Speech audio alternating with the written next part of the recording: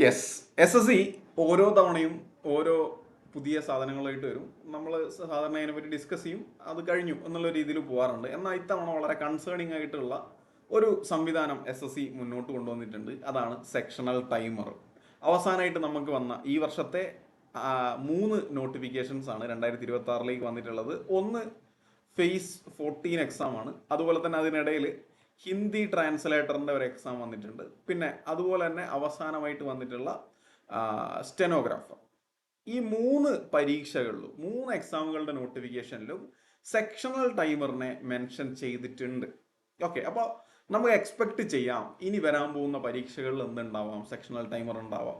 100% ഉറപ്പൊന്നും പറയാൻ കഴിയില്ല. പക്ഷേ നിലവിലത്തെ ഒരു സാഹചര്യത്തിൽ സെക്ഷണൽ ടൈമർ ഇനി അങ്ങോട്ടുള്ള പരീക്ഷകളിൽ, പ്രത്യേകിച്ച് വരാനിരിക്കുന്ന CGL, CHSL പോലെയുള്ള നമ്മളെല്ലാവരും ഫോക്കസ് ചെയ്യുന്ന പരീക്ഷകളിൽ ഇത് നമുക്ക് എക്സ്പെക്ട് ചെയ്യാവുന്നതാണ്. CPOയിൽ ഓൾറെഡി അത് ഇംപ്ലിമെന്റ് ചെയ്തിട്ടുണ്ട്. അപ്പോൾ ഇനി CGL അതുപോലെ തന്നെ CHSL പോലുള്ള മെയിൻ സ്ട്രീം പരീക്ഷകളിലും കൂടെ എന്ത് പ്രതീക്ഷിക്കാം, സെക്ഷനിൽ പ്രതീക്ഷിക്കാം. ഇനി ഈവൻ നമ്മളെ GD പരീക്ഷകൾ അടുത്ത വർഷത്തേക്ക് വരുമ്പോൾ അതിലും നമുക്ക് സെക്ഷണൽ 2026 വരുന്ന സമയത്ത് സെക്ഷനിൽ പ്രതീക്ഷിക്കാവുന്നതാണ്. ഓക്കെ, എന്താണ് ഇതിൻ്റെ പ്രശ്നം, ഇത് ആർക്കാണ് ഗുണം ചെയ്യുക, ആർക്കാണ് ദോഷം ചെയ്യുക, അതുപോലെ തന്നെ എങ്ങനെയാണ് നമ്മൾ പ്രിപ്പയർ ചെയ്യുമ്പോൾ ചെറിയ മാറ്റങ്ങൾ വരുത്തേണ്ടത്. വളരെ ചെറിയ കാര്യങ്ങളാണ്, മൈന്യൂട്ട് ആയിട്ടുള്ള കാര്യങ്ങളാണ്. എന്നാൽ നമ്മളത് ചെയ്തില്ലെങ്കിൽ എക്സാം ഹാളിൽ സ്ട്രഗിൾ ചെയ്യുന്നുള്ളൊരു പ്രശ്നമുണ്ട്. അതുകൊണ്ട് ചെറിയൊരു സമയം കൊണ്ട് ഞാൻ ഈ പ്രധാനപ്പെട്ട കാര്യങ്ങളൊക്കെ ഒന്ന് പറഞ്ഞു പോകാം, ഒന്ന് ശ്രദ്ധിക്കുക. അതിൽ ഒന്നാമത്തെ കാര്യം നമ്മൾ നേരത്തെ പറഞ്ഞതുപോലെ ഇത് ആർക്ക് ഉപകാരപ്പെടും, ആർക്ക് ഉപകാരപ്പെടില്ല, അല്ലെങ്കിൽ ആരാണ് ബുദ്ധിമുട്ടാൻ പോകുന്നതെന്നാണ്. എപ്പോഴും സാധാരണയായിട്ട് ഒരു പാറ്റേൺ ചേഞ്ച് അല്ലെങ്കിൽ ഒരു മാറ്റം ഉണ്ടാകുന്ന സമയത്ത് നമ്മുടെ എക്സ്പീരിയൻസ്ഡ് ആയിട്ടുള്ള അല്ലെങ്കിൽ 1-2 വർഷമായിട്ട് പ്രിപ്പയർ ചെയ്യുന്ന കുട്ടികൾക്ക് അത് നെഗറ്റീവായി ബാധിക്കുകയും പുതിയ ആളുകൾക്ക് അത് ഗുണമായിട്ട് ചെയ്യാറുണ്ട്.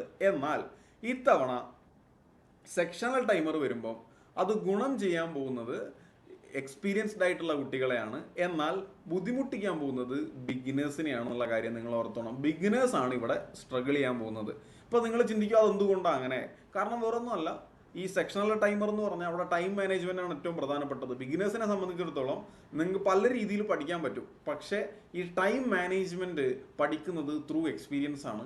ആ എക്സ്പീരിയൻസ് ഓൾറെഡി ഇവർ ഉണ്ടാക്കി വെച്ചിട്ടുണ്ട്. നമ്മുടെ എക്സ്പീരിയൻസ് ഉള്ള ആളുകൾക്ക് അത്യാവശ്യം ടൈം മാനേജ്മെന്റ് അറിയാം. അപ്പോൾ ആ വഴി കൂടെ പോയിട്ട് തന്നെ ബിഗിനേഴ്സിന് എന്ത് ചെയ്യാൻ പറ്റുള്ളൂ, നിലവിലത്തെ സാഹചര്യത്തിലേക്ക് എത്താൻ പറ്റുള്ളൂ. സോ ഈ ഓൾറെഡി പ്രിപ്പയർ ചെയ്ത ആൾക്കാർ കുറച്ച് മുന്നിൽ തന്നെയാണ്, കുറച്ചൊരു അഡ്വാൻറ്റേജ് അവർക്ക് ഉണ്ട് എന്നുള്ളത് ആദ്യം മനസ്സിലാക്കണം. അപ്പോൾ നിങ്ങൾ അങ്ങനെയുള്ള ഒരാളാണെങ്കിൽ ബി കോൺഫിഡൻറ്റ്, അതാണ് അവിടുത്തെ ഏറ്റവും ആദ്യത്തെ കാര്യം. മാറ്റങ്ങൾ വരുമ്പോൾ സാധാരണ നമ്മൾ ടെൻഷനാവും, ദൈവമേ എൻ്റെ 2 വർഷം ഞാൻ കഷ്ടപ്പെട്ടത് വെറുതെ ആയോ, മാറ്റം വരാൻ പോവുകയാണോ എന്നൊരു തോന്നൽ വരും. പക്ഷേ ഇങ്ങനൊരു മാറ്റം വന്നാൽ തീർച്ചയായിട്ടും അത് നിങ്ങൾക്കാണ് ഗുണം ചെയ്യുക. നിങ്ങളുടെ അത്ര പോലും സ്പീഡ് ഒരു ബിഗിനർക്ക് ഉണ്ടാക്കിയെടുക്കാൻ കുറച്ച് സമയം എടുക്കും. ഈ ഒരു എക്സാമിൻ്റെ ഒരു 3 മാസം എക്സാമിന് വേണ്ടി ഉള്ളതെന്നുണ്ടെങ്കിൽ ആ 3 മാസം നിങ്ങളുടെ ഇന്നത്തെ ലെവലിലേക്ക് എത്താനേ അവരെ കൊണ്ട് കഴിയുള്ളൂ എന്ന് മനസ്സിലാക്കുക. സോ നിങ്ങൾക്ക് കുറച്ചും കൂടെ അഡ്വാൻസ് ചെയ്യാനുള്ള ഓപ്ഷൻ അവിടെ ഉണ്ട്, ഡൗൺ ആയി നിന്നിട്ടില്ലെങ്കിൽ. ഇതാണ് ആദ്യത്തെ കാര്യം. എക്സ്പീരിയൻസ്ഡ് ആയിട്ടുള്ള ആൾക്കാർക്ക് ഇത് തീർച്ചയായും ഗുണം ചെയ്യുന്നുള്ളത് ഓർത്തോളാം. ഇനി സബ്ജക്റ്റ് വൈസ് എന്തൊക്കെ ചെയ്യണം, എന്തൊക്കെ ചെയ്യാൻ പാടില്ല, ഇതും കൂടെ ഒന്ന് ശ്രദ്ധിക്കണം. ഇപ്പം നിങ്ങളിപ്പോൾ ചെയ്തുകൊണ്ടിരിക്കുന്നത് എന്താണെന്ന് വെച്ചാൽ മോക്ക് ടെസ്റ്റുകൾ എഴുതുന്നുണ്ടാവും. പഠിച്ച് കഴിഞ്ഞിട്ടുള്ള ആളുകൾ മോക്ക് ടെസ്റ്റുകൾ എഴുതുന്നുണ്ടാവും. അതുപോലെ തന്നെ ക്വസ്റ്റ്യൻസ്, പ്രത്യേകിച്ച് മാത്സിനൊക്കെ ആണെങ്കിൽ ക്വസ്റ്റ്യൻസ് ടെക്സ്റ്റ് ബുക്കുകൾ വെച്ചിട്ട് പ്രാക്ടീസ് ചെയ്യുന്നുണ്ടാവും. ഇനി GKൻ്റെ കേസിലാണെങ്കിൽ നിങ്ങൾ നോർമലി വീഡിയോസ് കണ്ട് പഠിക്കുന്നവരുണ്ട്, റിവൈസ് ചെയ്യുന്നവരുണ്ട്. അത് ആ വഴിക്ക് തന്നെ പോകും. അത് ടൈമിനെ ഡിപ്പെൻഡ് ചെയ്യുന്ന കാര്യമല്ല. ഇംഗ്ലീഷിൻ്റെ കേസ് പറയുകയാണെങ്കിൽ കോംപ്രഹെൻഷന് വേണ്ടിയിട്ട് പത്രം വായിക്കുന്ന ആൾക്കാരുണ്ട്, അല്ലെങ്കിൽ എഡിറ്റോറിയൽ മാത്രം എവിടെന്നെങ്കിലും വായിക്കുന്ന ആൾക്കാരുണ്ട്. പിന്നെ നിങ്ങൾ വൊക്കാബുലറി പഠിക്കുന്നുണ്ടാവും, ഗ്രാമർ പഠിക്കുന്നുണ്ടാവും, എറർ സ്പോട്ടിങ് ചെയ്യുന്നുണ്ടാവും. ഇത്രയും കാര്യങ്ങളാണ് നിങ്ങൾ ചെയ്യുന്നുണ്ടാവുക. എന്നാൽ നിങ്ങൾ മാത്സിലേക്ക് വരുമ്പോഴും റീസണിങ്ങിലേക്ക് വരുമ്പോഴും മോക്കും പ്രാക്ടീസും ആണ് മെയിനായി ഫോക്കസ് ചെയ്യുന്നുണ്ടാവുക. ഇനി ഇത് അറിയാത്ത ആദ്യമായിട്ട് പ്രിപ്പയർ ചെയ്യുന്ന ആൾക്കാരാണെങ്കിൽ നിങ്ങൾ മാത്സിൽ ചെയ്യുന്നുണ്ടാവുക, ടോപ്പിക്സ് പഠിക്കും. ആ ടോപ്പിക്സ് പഠിക്കുന്നതിൻ്റെ കൂടെ തന്നെ, അത് വളരെ പ്രധാനപ്പെട്ടതാണ്, ടോപ്പിക്സിൻ്റെ കൂടെ തന്നെ പ്രാക്ടീസും കൊണ്ടുപോകുക എന്നുള്ളതാണ്. ഇതാണ് ചെയ്യുന്നുണ്ടാവുക. മോക്കുകൾ ഒരുപാട് ചെയ്യുന്നുണ്ടാവില്ല. എന്നാൽ നിങ്ങൾ അവിടെ ചെയ്യേണ്ട കാര്യം എന്താണെന്ന് വെച്ചാൽ ചാപ്റ്റർ മോക്കുകൾ ഓരോ ടോപ്പിക് കഴിയുമ്പോഴും ചെയ്ത് തുടങ്ങിക്കോളാം. ഇപ്പോഴേ തുടങ്ങുകയാണെങ്കിൽ ഈ വർഷത്തെ എക്സാമിന് നിങ്ങൾക്ക് ചെറിയൊരു ഒരു അഡ്വാൻറ്റേജ് അവിടെ ഉണ്ടാക്കിയെടുക്കാൻ വേണ്ടി പറ്റും. ഓക്കെ, ഇതാണ് ജനറലി കുട്ടികളെല്ലാവരും ചെയ്യുന്നത്. എന്നാൽ ഇവിടെ നമ്മുടെ സെക്ഷണൽ ടൈമറിലേക്ക് വരുമ്പോൾ ഉള്ള മാറ്റം എന്താണ്, ആ മാറ്റത്തിനെ പറ്റി ഞാനൊന്ന് പറഞ്ഞുതരാം, ഒന്ന് ശ്രദ്ധിച്ചോ. ഒന്നാമത്തെ മാറ്റം നിങ്ങൾ മാത്സിലും റീസണിങ്ങിലും ഒരുമിച്ച് വരുത്തേണ്ട മാറ്റമാണ്. ക്വാണ്ടിറ്റേറ്റീവ് ആപ്റ്റിറ്റ്യൂഡിലും അതുപോലെ തന്നെ റീസണിങ്ങിലും നിങ്ങൾ ശ്രദ്ധിക്കേണ്ട കാര്യം.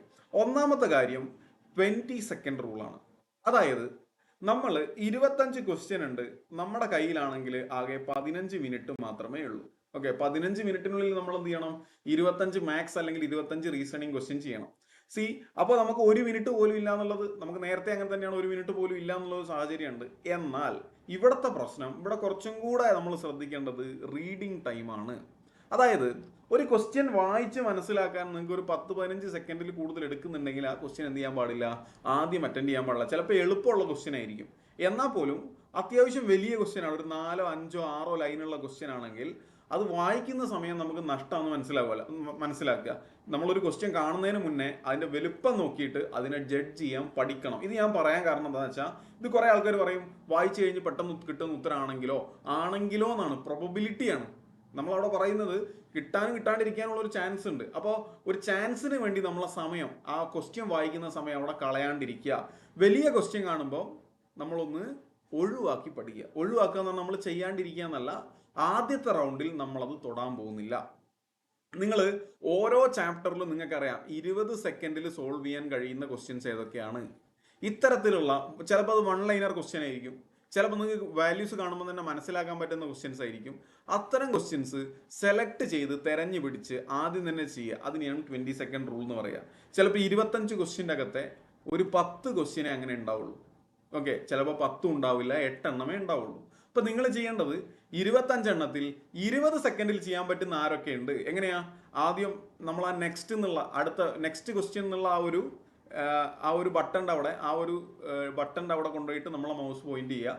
എന്നിട്ട് ക്വസ്റ്റ്യൻ നോക്കുക. ക്വസ്റ്റ്യൻ വലിയ ക്വസ്റ്റ്യൻ ആണ്, 20 സെക്കൻഡ് കൂടുതൽ എടുക്കും എന്നാണെങ്കിൽ സ്കിപ്പ് ചെയ്യുക. അടുത്ത് ഓക്കെ 20 സെക്കൻഡിൽ ഒരു ക്വസ്റ്റ്യൻ കണ്ടു, അത് ഡയറക്റ്റ് ആൻസർ നമുക്ക് സെലക്ട് ചെയ്യാൻ പറ്റും.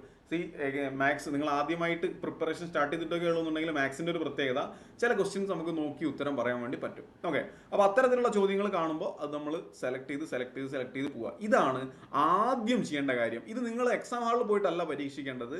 ഇനി മുതലുള്ള മോക്ക് ടെസ്റ്റുകളിലും നിങ്ങളത് പരീക്ഷിക്കണം. ചിലപ്പോൾ നിങ്ങൾ ചെയ്യുന്നത് പഴയ ടൈപ്പ് മോക്ക് ടെസ്റ്റ് ആയിരിക്കും, അതായത് സെക്ഷണൽ ടൈമർ ഇല്ലാത്ത മോക്ക് ടെസ്റ്റ് ആയിരിക്കും. എന്നാൽ പോലും മാത്സിന്റെ സെക്ഷനിലേക്ക് എത്തുമ്പോൾ, റീസണിങ്ങിന്റെ സെക്ഷനിലേക്ക് എത്തുമ്പോൾ പെട്ടെന്ന് കിട്ടുന്നത് ചെയ്യാൻ വേണ്ടി ശ്രമിക്കണം. അപ്പോൾ ഒരു സീരീസിന്റെ ക്വസ്റ്റ്യൻ സീരീസിന്റെ ക്വസ്റ്റ്യൻ കാണുമ്പോൾ തന്നെ നമുക്ക് ഐഡന്റിഫൈ ചെയ്യാൻ പറ്റി, ഓക്കെ ഇത് അടുത്ത് തിന്നതാണ്. ഇപ്പോൾ 19 അടുത്ത ഒരു നമ്പർ കഴിഞ്ഞാൽ അടുത്ത ഏതാ തന്നിട്ടില്ല, പക്ഷെ നമുക്ക് ഒറ്റയടിക്ക് മനസ്സിലാക്കാൻ പറ്റുന്നുണ്ട് എന്നാണെങ്കിൽ അത് സെലക്ട് ചെയ്യുക. ഒന്നും ആലോചിച്ചിട്ട് കിട്ടുന്നില്ലെങ്കിൽ ഒഴിവാക്കി വിടുക.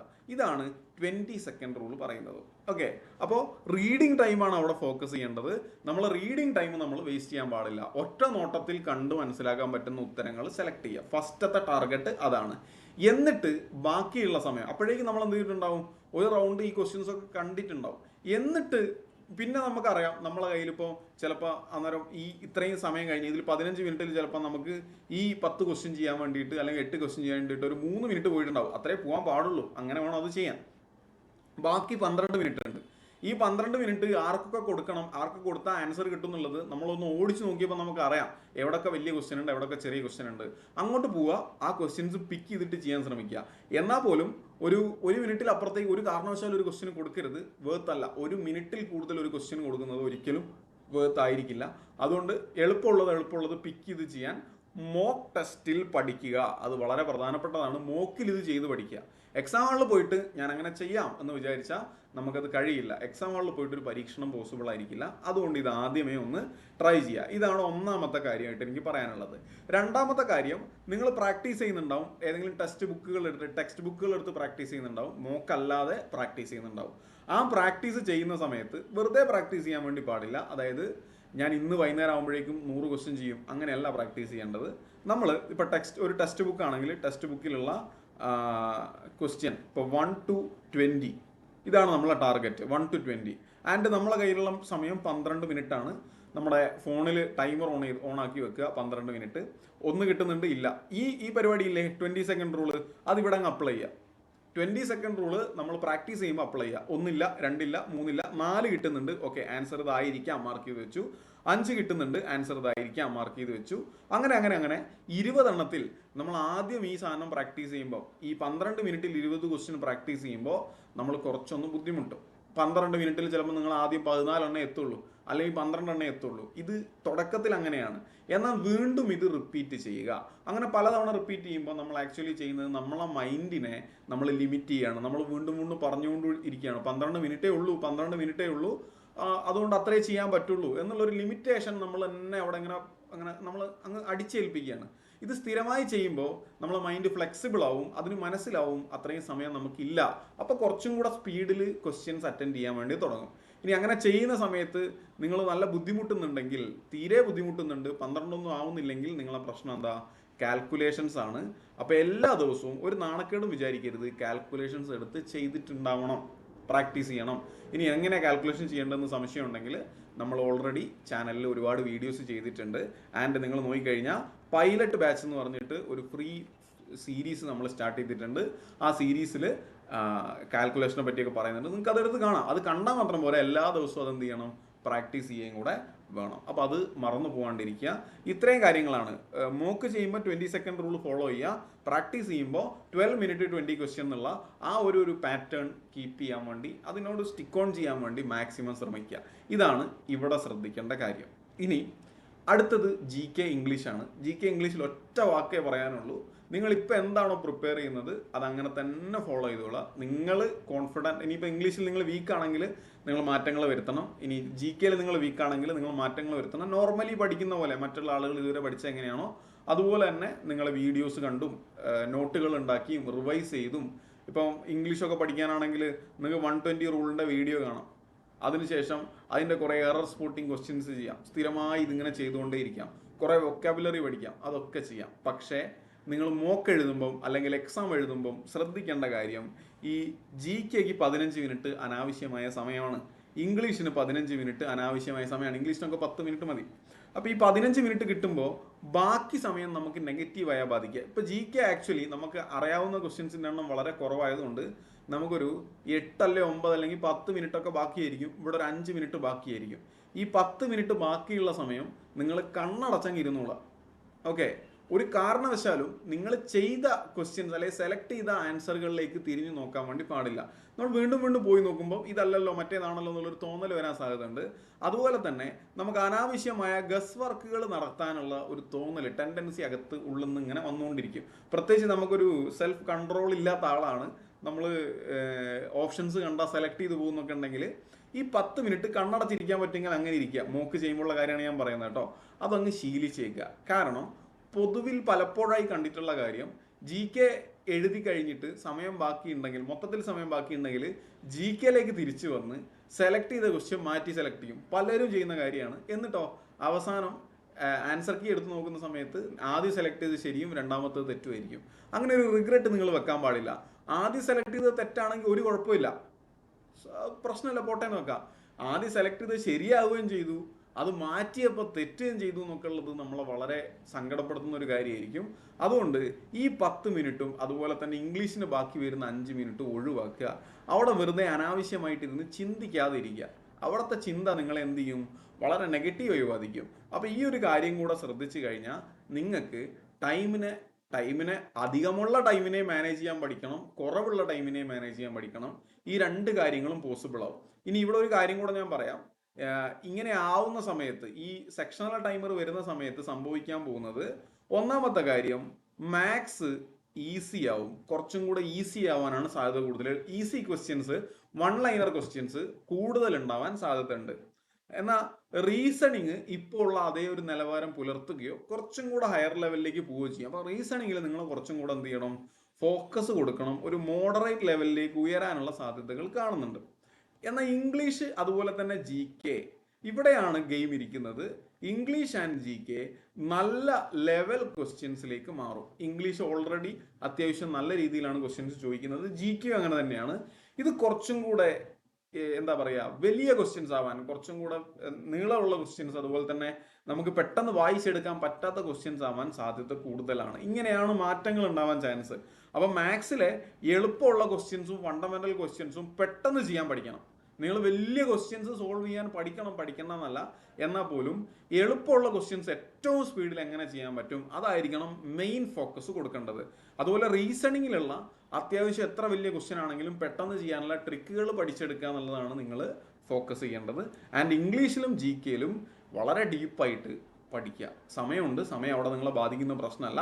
പക്ഷേ നല്ല ലെവലിലെ ചോദ്യങ്ങൾ ഇനി അങ്ങോട്ടുള്ള പരീക്ഷകളിൽ നമുക്ക് ഇംഗ്ലീഷിൽ നിന്നും ജി കെ നിന്നും 2026 കലണ്ടറിലെ പരീക്ഷകളിൽ പ്രതീക്ഷിക്കാവുന്നതാണ്. അപ്പോൾ അത് ഒന്ന് ടാക്കിൾ ചെയ്തെടുക്കാൻ ഞാനിപ്പോൾ പറഞ്ഞ കാര്യങ്ങൾ ഹെൽപ്പ് ചെയ്യും എന്നുള്ളത് മനസ്സിലാക്കി ആ രീതിയിൽ തന്നെ പ്രിപ്പയർ ചെയ്യുക. നിങ്ങൾക്ക് നമ്മുടെ ചാനലിൻ്റെ ഭാഗമായിട്ടുള്ള സീരീസിൽ ക്ലാസ്സുകൾ കാണണമെന്നുണ്ടെങ്കിൽ താഴെ ഞാനൊരു വാട്സപ്പ് ഗ്രൂപ്പിന് ലിങ്ക് കൊടുക്കാം. ആ ലിങ്കിൽ നിങ്ങൾക്ക് ജോയിൻ ചെയ്യാവുന്നതാണ് കേട്ടോ.